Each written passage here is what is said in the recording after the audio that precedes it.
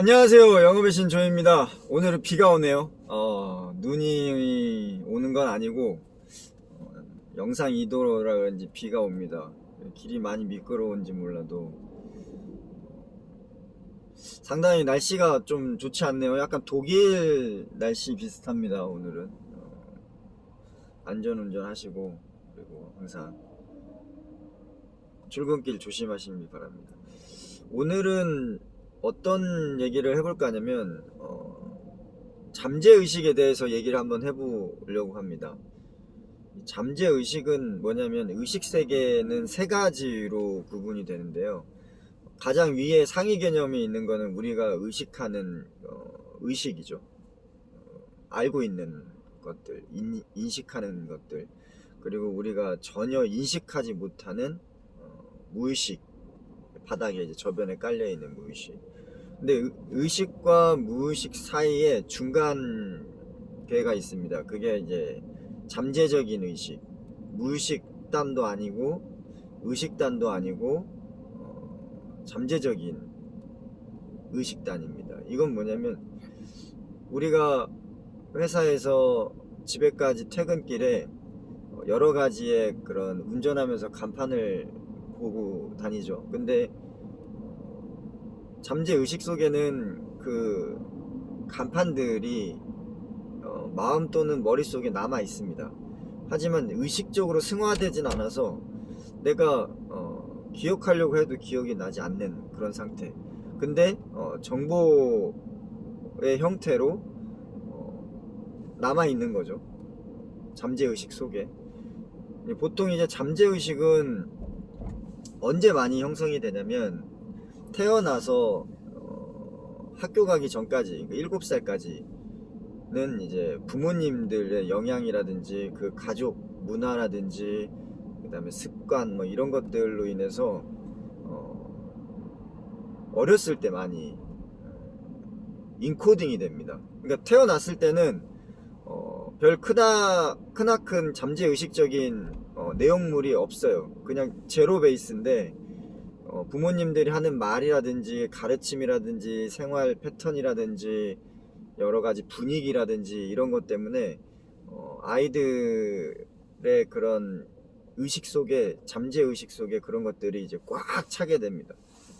그리고 이제 학교 생활을 이제 하게 되면서 규칙적인 습관을 반복하게 되죠. 언제까지 반복하게 되냐면, 그냥 대한민국에서는 거의 대학교 때까지는 그냥 루틴하게 계속 반복되는 것 같아요. 그렇기 때문에 대한민국의 그런 살아가는 삶의 패턴에서 벗어나기가 쉽지가 않습니다. 항상 얘기하듯이 학교 가서, 중학교 올라가서 친구들 만나고, 사춘기 지나서 다시 고등학교 가서 깊은 터널에 빠지죠. 수능을 봐야 되기 때문에.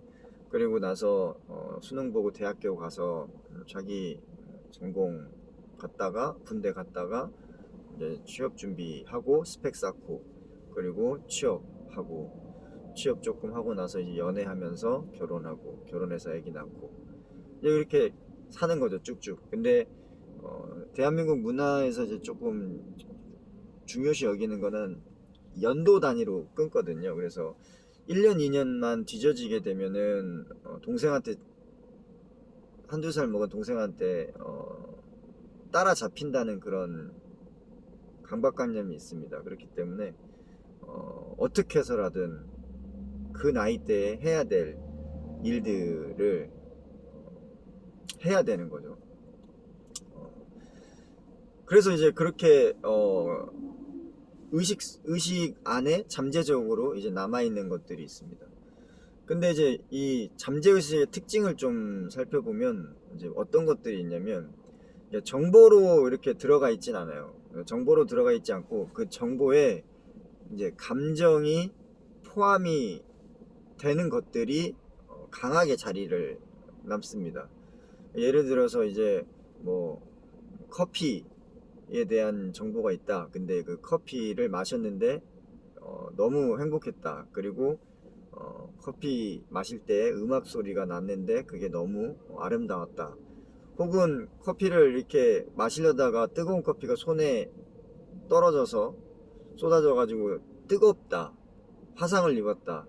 그러면은 이제 시간이 지나서 기억은 나진 않지만 그 커피에 대한 그 따뜻하고 향기, 그리고 같이 마셨던 음악의 분위기, 그리고 뜨거운 커피가 쏟아 부어 가지고 화상 입었던 그런 손의 고통, 이런 것들이 인포메이션하고 그 감정적인 부분, 이모션한 부분이 같이 컴바인 돼 가지고 붙어 가지고 잠재의식 속에 이제 내포되어 있는 겁니다. 그렇기 때문에 이제 부정적으로는 이제 트라우마 형상도 잠재의식 속에서 포텐셜하게 남아 있는 것이고, 그리고 이제 뭔가를 원하고 원했지만 얻지 못하는 경우, 성장기 또는 사춘기 이전에 그런 게 많이 남아 있다. 그러면 이게 이제 집착 증상으로 이제 잠재의식적으로 남아 있는 겁니다. 그래서 의식적인 사고를 가지고 내가 정신적으로나 신체적으로 안정기 있을 때는 이 잠재의식이 발현을 안 합니다. 안 올라와요. 근데 내가 정신적으로 좀 약해져 있다거나 아니면 상황이 그렇게 안 좋아진 경우는 이 잠재의식에 있던 내가 가지고 있던 감정과 정보의 합으로 이루어진 이 잠재의식들이 발현이 됩니다. 그러면서 화내지 않았던 사람들이 갑자기 화를 내게 되고, 그리고 말수가 없이 얌전했던 사람들이 말이 많아지고 뭐 이렇게 되는 거죠. 이제 이게 술을 먹으면 사람들이 의식을 자기가 컨트롤할 수 없잖아요. 그렇기 때문에 왜 꼭 이렇게 남자친구를 데리고 막 아빠들이 남자친구랑 술을 진탕 먹냐면, 이 사람 남자친구의 잠재의식 또는 무의식에서 행동 패턴을 보고 싶은 거죠. 그래서 술을 일단 많이 먹입니다. 인사하러 오면. 그럼 이제 처음에는 뭐 소주 한두 병까지는 의식을 차리고 정신을 집중해서 자기의 그런 의식적인 행동을 패턴을 이어가는데, 문제는 이제 이게 의식적으로 자기가 컨트롤이 안 돼서 이제 잠재의식 대열이 문이 열리게 되게 되면 이 사람이 가지고 있던 트라우마라든지 집착이라든지 강박관념, 이런 행동들이 표출이 되는 거죠. 그렇게 되면은 갑자기 화를 막 내고 소리를 지르게 되고, 그리고 자기 주장을 막 강하게 하고 이런 증상이 나타나는 겁니다. 그러면 이제 우리가 잠재의식에 대해서 특징을 알아봤잖아요. 하나는 어렸을 때 생존을 하기 위해서 주위 환경들, 특히 부모님들에게 배우기 위해서 무조건 흡수하는 단계, 이거 이제 자기 암시, 자기 체면이라는 단계라고 이제 생각을 하시면 되고, 그리고 이제 학교 생활을 하면서부터 조직 생활을 하면서 이제 반복적인 패턴을 통해 가지고 이제 자기가 이제 인식하게 되는 겁니다. 잠재의식이. 그럼 반대로 이게 불행한 잠재의식을 많이 가지고 있다. 그러면은 어떻게 되냐면 항상 마음속에는 이제 불행의 씨앗이 심어져 있는 겁니다. 그렇기 때문에 삶이 굉장히 어렵죠. 우울하고 불행하고 괴롭고. 근데 이제 보통 사람들은 그런 경우가 많아요. 이제 이혼하는 경우도 많고, 부모님들이 어렸을 때, 그리고 부모님들한테 이렇게 교육 차원에서 맞았겠지만 구타를 심하게 당한 경우도 있고, 그리고 언어적으로 이제 폭력을 당해서 상처를 가진 기억들도 있습니다. 근데 그런 것들을 안고 살아가기는 그렇게 쉽지가 않죠. 왜냐면 이미 몸도 다 크고 정신적으로 성장을 했지만, 그 당시에 내가 가슴 아픔을 기억하고 있는 그 인포메이션과 감정들은 언제 때의 크기로 가지고 있냐면 아이 때의 크기로 가지고 있습니다. 이게 바로 어른이 되었지만 아직 아이라는 거거든요. 어른아이. 그러니까 어른이 됐는데 아직 아이인 거예요. 이 잠재의식 속에서는. 그렇기 때문에 이 아이의 그 나이대에서 받아들였던 그런 상처들은 굉장히 크게 깊이 강하게 자리 잡혀 있는 겁니다. 비단 내가 지금 어른으로 감당할 수 있는 걸지라도. 그래서 어느 순간 의식적인 그런 사고와 행동 패턴이 무너지면 그 큰 어른들이, 강해 보였던 어른들이 눈물을 펑펑 쏟으면서 잠재의식 속에 있던 그런 가슴 아픈 것들을 다 토해내는 겁니다. 꺼이꺼이 울면서.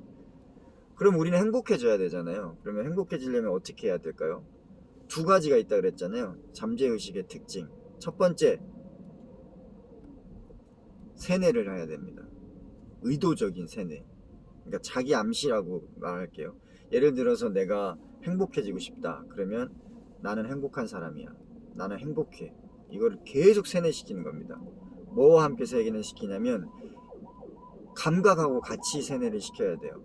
그러니까 보는 거, 맞는 거, 냄새 맡는 거, 맛보는 거, 듣는 거, 느끼는 거.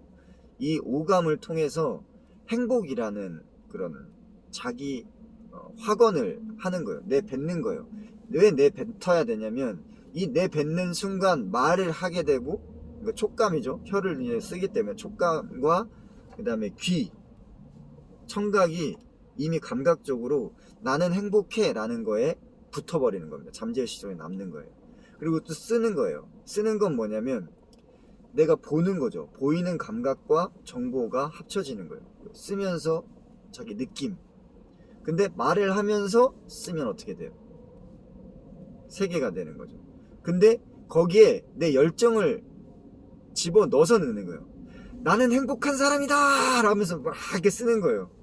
그러면 그 강력한 열정의식이 이 마음속에 또 울림으로 남아서 이게 잠재의식의 저장 공간에 저장되는 겁니다.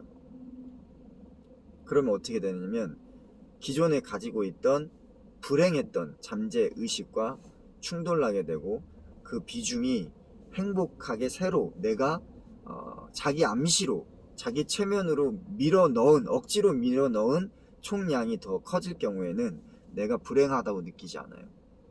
49대 51만 돼도 49.9 50.1만 돼도. 그 다음에 또 어떤 게 있다고 그랬죠? 패턴이 있다고 그랬죠. 패턴.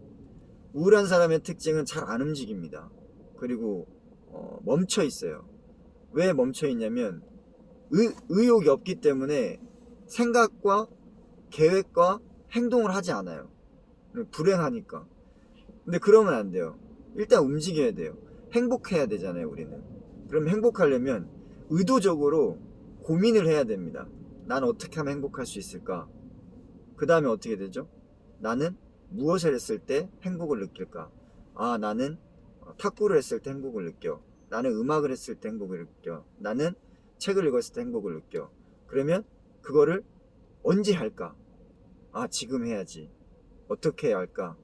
탁구채를 사야지. 책을 사야지. 악기를 사야지. 어떻게 언제 할까? 누구한테 배워야지. 누구는 어떻게 찾지? 네이버로 찾고 인스타로 찾고. 그래서 그 사람들한테 연락해서 만나고 또는 혹은 날짜를 잡아서 해야지. 언제 하지? 지금 하지. 아침 해야지. 점심 해야지. 점심시간 해야지. 또는 저녁 해야지. 그러면서 하다 보면 이런 반복된 것들이 1년, 2년, 3년, 4년 쌓이면 이 잠재의식적인 행동 패턴이 행복의 크기로 잠재의식에 남게 되는 겁니다. 그러면 자기 확신과 잠재의식적인 긍정적인 행복 패턴이 마음속에 꽉 차게 되면은 더 이상 괴롭지도 않고 우울하지도 않고 외롭지도 않게 될 수 있는 거죠. 영업 얘기를 해야 되죠. 우리는 영업을 얘기해야 되니까. 영업사원들은 어떻게 될까요? 영업도 마찬가지입니다. 내가 아무리 실적이 안 나와도 내가 맞춰놓은 세팅해놓은 목표를 달성할 수 있다는 자기 확신을 가지고 계속 세뇌를 하면 됩니다. 나는 할 수 있어. 나는 할 수 있어. 나는 해낼 거야. 자기 확신하는 거예요. 자기 체면을 거는 거죠. 그리고 패턴은 어떻게 가져가야 되냐면 아무리 힘들어도 내가 그날 해야 될 일들을 루틴하게 정해놓고 그 업무 스코프를 어떤 일이 있어도 해내는 겁니다. 비단 성과가 오늘 내일 나오지 않더라도. 그렇게 잠재 고객들을 계속 연락하고 또 연락하고 또 감동시키고 또 감동시키면 그게 언제 터지냐면 어느 순간 그냥 폭발적으로 터집니다. 영업의 결과로. 그렇기 때문에 인생에 대한 그 고통에 대한 잠재의식 속에 있는 행복으로 자기 암시와 체면 그리고 패턴, 행복 패턴으로 그걸 밀어내듯이 영업도 똑같아요. 지금 매출이 안 나오고 힘들고 괴롭지만 그런 계획과 자기 확신과 자기 암시를 통해서 나는 할 수 있다라는 자신감을 가지고 그걸 기반으로 해서 세부적인 업무 스콥을 짜가지고 그거를 매일같이 실행을 하게 되면 영업사원들은 반드시 고객 감동을 일으켜낼 수 있고, 그런 고객 감동한 한 사람은 자기 지인들을 또 12명을 또 데리고 옵니다. 그러면 그게 기하급수적으로 영업 실적이 늘어나게 돼 있습니다. 자, 오늘은 이제 잠재 의식에 대해서 집중적으로 딥다이브를 해봤습니다.